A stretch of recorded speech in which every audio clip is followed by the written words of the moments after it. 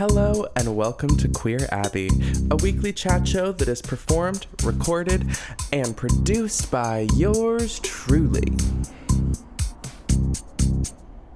Yay! Welcome to the 15th episode, everybody. I appreciate you tuning in, your support, all of these 15 weeks. It just means the world to me. So thank you. I just spent all day cleaning. It was my day off from work, and I had a good time getting all tidied up. I woke up to a sink full of dishes, and I just generally in an untidy apartment, and I had to get to work. So it always feels really cunty to put my hair up in a silk scarf when I'm cleaning, because I always am paranoid that I'm getting gross stuff in my hair because it's so long.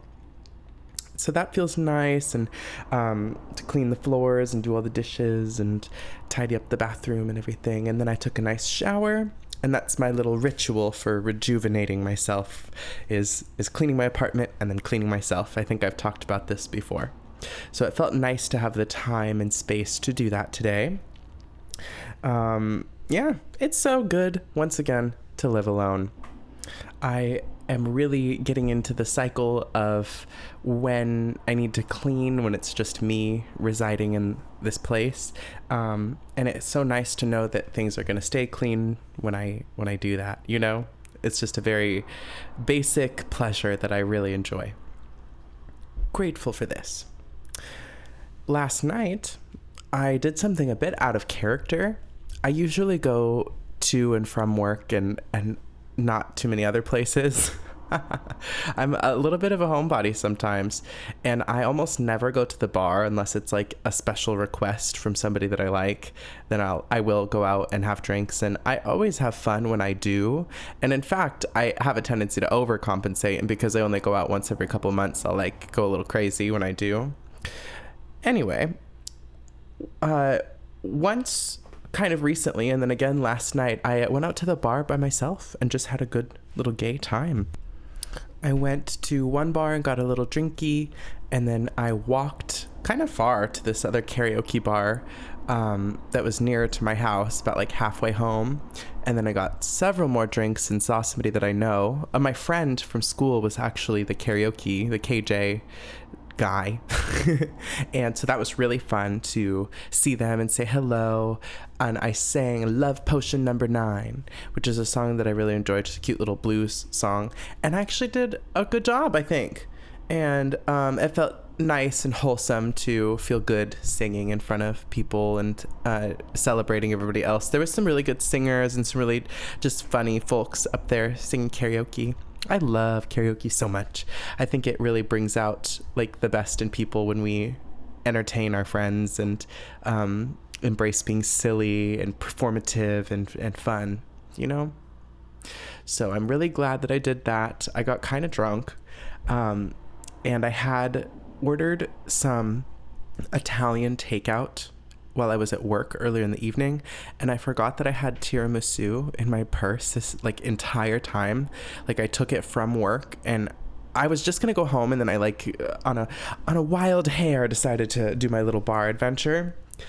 And so this tiramisu was just hanging out in my purse the entire evening, and I was so drunk when I was done at the karaoke bar and walking home that I ate the weird warm tiramisu, and I'm not sick, so I think everything's fine. But I just thought that was a funny messy little move.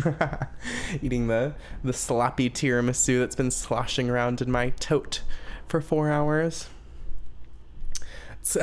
I'm immune from most diseases now. I've been inoculated by this tiramisu. I love tiramisu. While we're on the subject, it's made with lady fingers, the little delicate little cookie biscuit type things, and it just has such a nice texture. I love it. Tiramisu. I honestly didn't know what it was until this year, and then I felt all fancy and elegante for figuring it out. And so now that's my little cunty dessert that I get sometimes is tiramisu. I'm honestly not sure all of the ingredients, but I know there's lady fingers. Speaking of my lady fingers, my acrylics are so grown out. I just like trimmed my cuticles and pushed them back and everything. And the girlies that get acrylics know when you do that, it suddenly reveals like how much your nail has grown, and it looks a bit heinous. It does. It doesn't look great, to be honest, when the nail bed grows out. So I don't know. I might just be a little manic and soak them in acetone and take them off. But I know that I'm gonna want nails immediately as soon as I do that. I am just a nail biter from hell, and when I have natural nails, it's really hard for me to resist the urge to like pick at them or bite them. And so these acrylics are like a safety measure, an Elizabethan cone for my finger, if you will. But if I have them nicely manicured, and especially if there's polish on them, I have faith that I could make it. Or at least I will try. So I think that's going to be my adventure. Because these acrylics that I have right now, they're short enough that they're functional, but now that they're grown out, they're just a little too long for me to play piano without being encumbered, and that's important to me. I need to be able to like freely play melodies when I'm composing music or just playing the piano in general.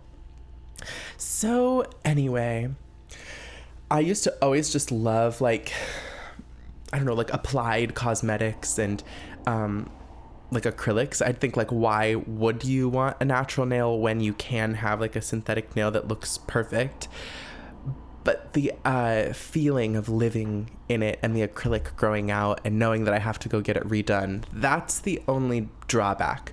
I honestly do love having acrylics. I've talked about it before. It's not only keeps me from biting my nails, but it's like just a self-care thing. It makes me feel valuable. It's money that I spend on myself. It looks pretty to me, and I think it looks pretty to other people too. I get lots of compliments on them.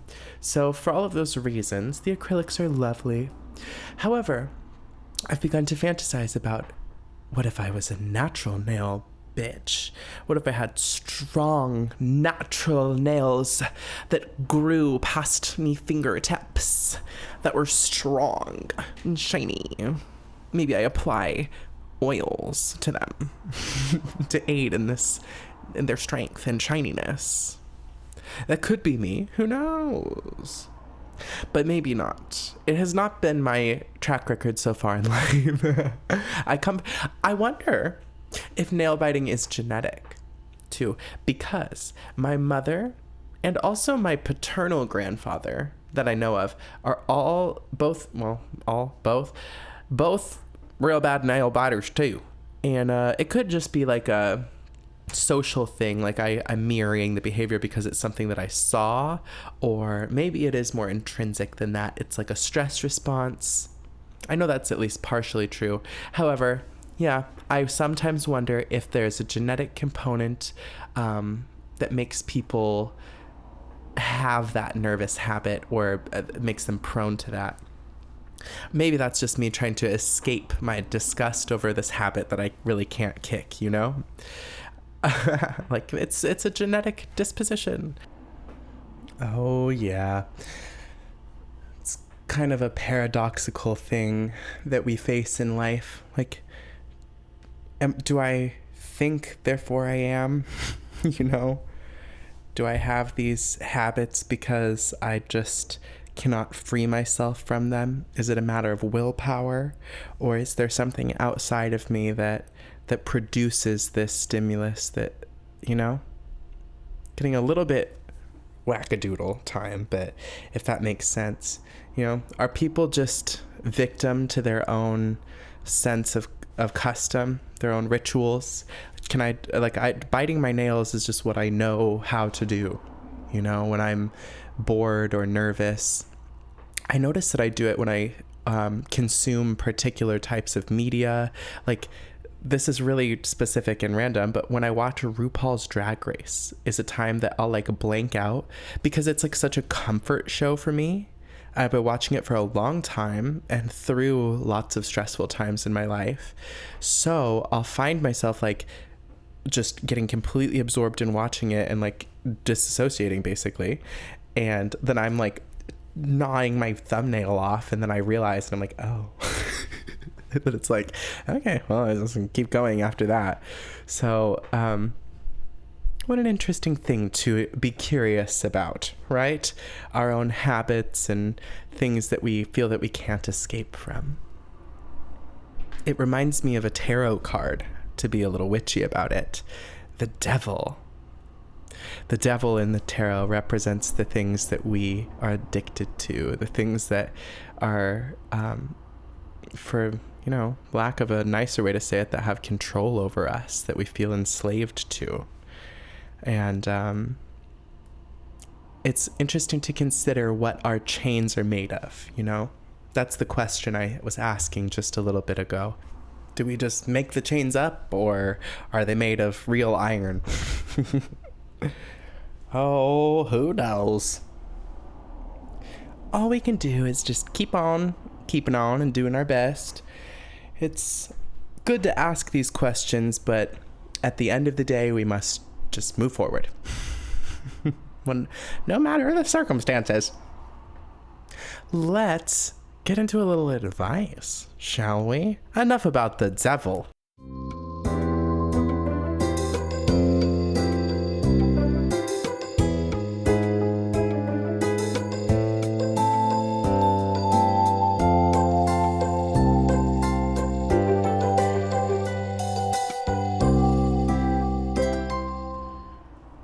Alrighty, let's get into the advice segment for this episode of Queer Abbey. Can't believe we're 15 episodes deep into this bitch, you guys. I'm really enjoying myself doing this. Thanks for still being here halfway through the episode. You're a star. You're probably very sexy, too, if you're listening. Gorgeous, even. Stunning, maybe. The first submission this week is from an anonymous caller, and they asked, very succinctly, Queer Abbey, why does everyone ask me to be friends with benefits and never their girlfriend? Oof. Yeah, to the point. Well, because men are trash, that's why. I'm assuming that you're... Yeah. You used words that make me feel like you were probably straight. So, yeah, I don't know. Men are trash. We could go into a long conversation about sexual repression, about the types of women that men categorize as being marriageable versus women that they just want to fuck, about commitment and the weird expectations we have about how relationships should all look the same. There's a lot to it. See, I don't even know what your expectation is of a relationship. Maybe you are of a particular ilk and you're just super traditional, and your expectation of a relationship is just way more formal and structured than anybody else is expecting. That's probably not true, but hey, it could be, right? We all have different experiences and vantage points when it comes to potential partners, right? So assuming you are a somewhat typical straight woman, maybe you need to look elsewhere. I think setting the intention that you are looking for a partner and like dating can be a really important thing. And the starting place for that is within yourself. You have to know what you're looking for. If you let other people pull you into their gravitational field and kind of just use you for what you're worth, they will, Yeah, I don't know. So set a clear expectation for what you want and don't take less than that. That's how you're going to find what you want. It might take time. It's an annoying response, I know, but yeah. So when these bitches say, let's be friends with benefits, you say, that's not what I want, you fucking asshole, fuck you. And that would be a really healthy way to communicate that. I'm just kidding about the last part. Moving on to the next question. The next submission says, Queer Abbey, how do you tell if someone has a crush on you? I think it's hard to tell if someone has feelings for me, so I just want to know.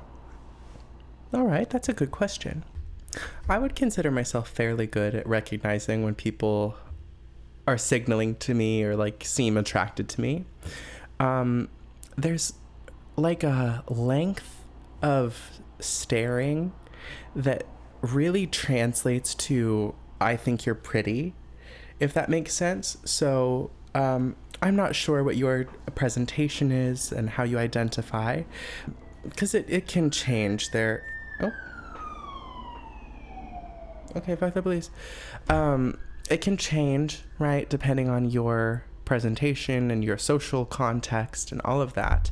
But when I find people staring at me long or giving polite gestures that are slightly out of place, that's what highlights for me, like, oh, this person has a little crush on me. Let's say I'm at work and somebody decides to strike up more conversation than is normal. Well, like, why else would that be? It's because they're interested in something about me. And, you know, a lot of the time that ends up being some sort of physical attraction, right? There's more physiological things as well. I mean, if somebody looks at you and their pupils dilate, they clearly have some things that are happening in their body when they look at you. Yeah, preening is a word for when people become conscious of their appearance around people they find attractive. So that's another thing. People might begin to talk to you and kind of straighten up a little bit, or like sit up in their seat. Yeah. Always wanting to tease you. That's another thing. People who feel inclined to get your attention and make you laugh and tease you. Those are all things. When someone goes out of their way in any way, it's because they're trying to move into your orbit. You know? It could be friendly, but oftentimes it does signal attraction. Yep. So those are usually the things that I'm reading and looking out for. But it's always important to be direct in your communication, especially in romance. And it's funny because that's the time that it's most difficult, because it's so vulnerable and you don't want to be wrong, right? Because that just feels mortifying to like misread someone's signals, especially as a queer person. I am terrified of like being forward with some dude and then having to be like, ew, fuck you, fag. Anyway, let's move on to our last prompt for the evening. And this one reads, Queer Abbey. I grew up with a single mom and she never disciplined us. She was too busy working to even pay attention to us, so I got away with a lot, and I was granted way too much freedom. It's weird to say, but it's almost like I never had authority around me. I hate it, but I just haven't grown up with being accountable, and now I'm realizing how it's damaged my sense of boundaries and respect for others. Oh my god, you basically just roasted the shit out of yourself. The first thing that I'm thinking when reading this is like, okay, calm down. Let's be nice to ourselves. Because if we're really making an effort to improve something about ourselves, we don't need to do it by tearing ourselves down first. You clearly have some level of like awareness to your behavior because you're asking this question, right?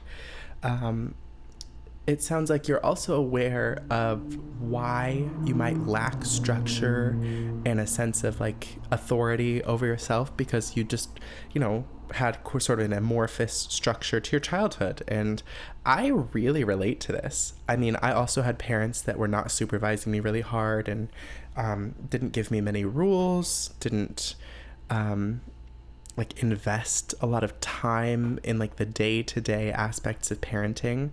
I think that I had a lot of really important conversations, especially with my mom, about dogma, right? And like how the world works in her opinion.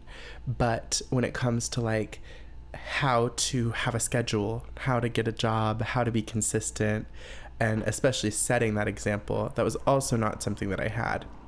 And we can sit around and blame our parents in our childhood for time immemorial if we want to, right? And do it as much as it helps.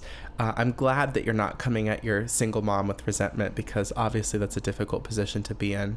Yeah, I don't know. Learn to parent yourself. In therapy, I think it's common to talk about your inner child, right? And the sense of vulnerability that you still have inside as an adult, especially when we have trauma surrounding our parental relationships or growing up. We need to embrace this aspect of ourselves that is wounded, right? This inner child inside of us that needs to be taken care of. And you get to do that as an adult. It's your responsibility now. And it's not a curse. It's actually a blessing that you get to be the caretaker that you need when you are an adult. So that's how you can foster a positive relationship with being accountable. You are your own parent now. In terms of astrology, Saturn makes its way to your birthplace in your chart, and that's your Saturn return when you're 28 years old, 27. And so you have time, you know? I don't know how old you are. You didn't mention that, but maybe you're near your Saturn return. Something's telling me you might be 20-something if you're asking questions of this nature. And you're going to be just fine. Keep asking hard questions about yourself, and you'll probably end up in really cool places because of your self-awareness. Yay! We can learn how to be accountable, no matter what age we are, whether you're 10 or 20 or 30 or 40 or 50 or 60 or 70 or 80 or maybe even 90. Yo tengo 24 años y soy muy responsable. Pero me gusta fumar la mota todos los días.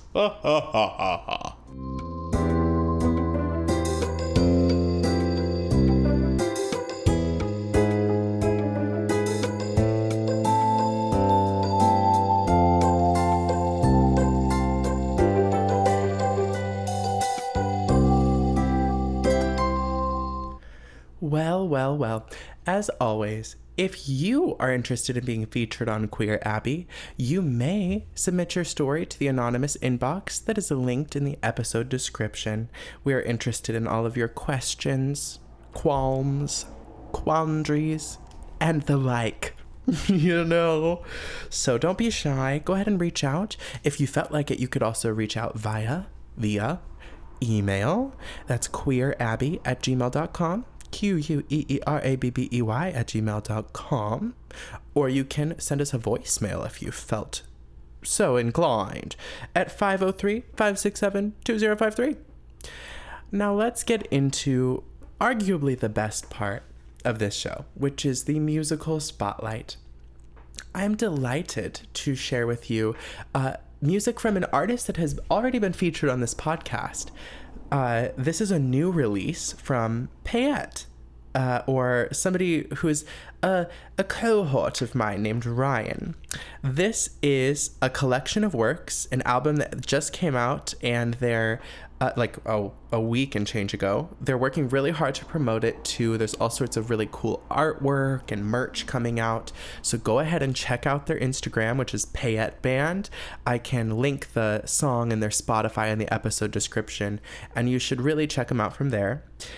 This album is called Teal, and it fucks. It's really cool. There's a mix of production styles, I would say. The song that I chose to feature is the first track on the album. It's called Eyes of Mine, and it's this really cute song about like spotting somebody that you're interested in, which kind of, funnily enough, it lines up with the advice segment a little bit about, you know, knowing when you're attracted to someone and making your move on them. And I love how funky this one is. It has a uniquely like bassy and dynamic structure to it. I just really like it. That was a silly way to say that, but I think you'll understand what I mean. Very funky, very funky. Honorable mention, I almost picked the song Keep the Lights On to feature, because that one has a surprisingly like rock and roll feel to it. There's like this super distorted guitar, and that's another one that you should check out second. But first, let's listen to Eyes of Mine from the album Teal by Payette.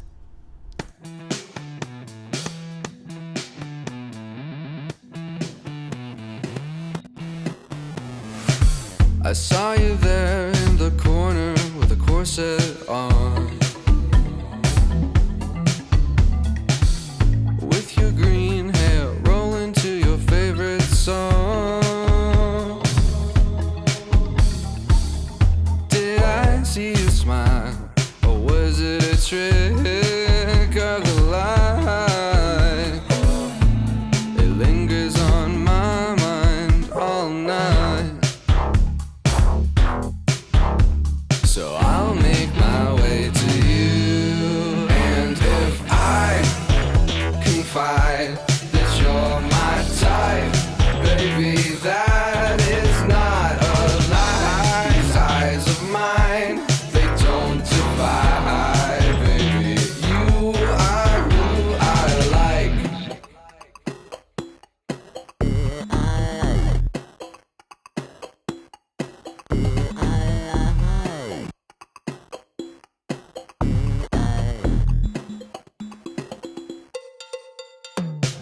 I saw you there, and I knew that I had to make my move.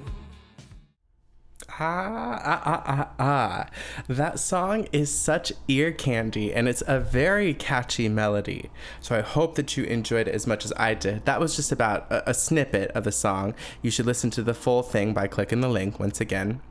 Yeah, love it. I saw you there. It has such a like 80s new wave kind of edge to it, but it's also really funky.